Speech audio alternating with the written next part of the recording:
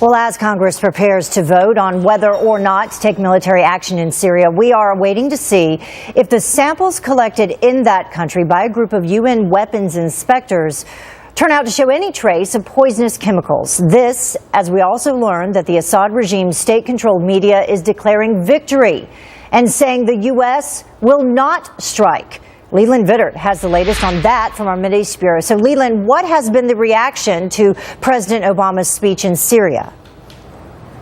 And stunned probably is the best word, Heather. Across the entire region, there is a real feeling here that Syria, for that matter, Iran, were eye to eye with the United States, and President Obama blinked first. It has a lot of people in the entire region wondering just how good the word of the United States is. The Syrian deputy prime minister went on television just about 20 or 30 minutes after President Obama's speech. I want to have a quote for him. He says, "The Americans have lost the battle even before it started," and he continued, "The American administration has made a joke out of itself." One woman in the streets was interviewed. She said, "We're not afraid here. If you want people are afraid, just go to Israel." That's where they are lining up for gas masks and seeking shelter. Certainly that was the case here in Israel. This was a country really feeling it was on the verge of a regional war. Seems to have been walked back from the brink here. But Heather, that doesn't really make a lot of people here in Israel feel all that confident. Remember, President Obama laid down a red line about Syria's use of chemical weapons.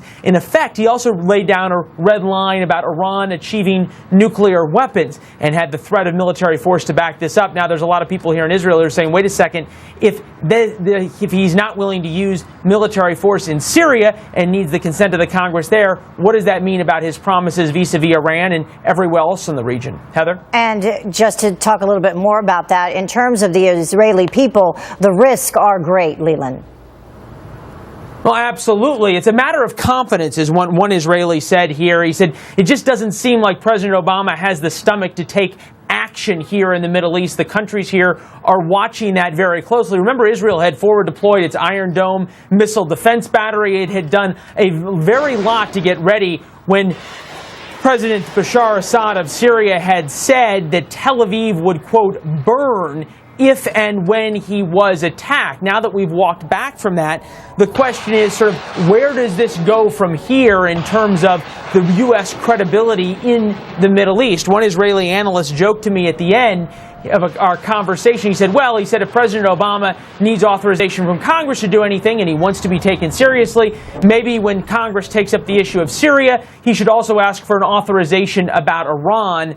As you listen to him talk, though, Heather, you realized he was only half joking. In the Middle East, actions speak a whole lot louder than words, and right now the U.S. president is just seen as not really backing up those words. Back to you. No action right now. Leland Vittert, thank you for joining us.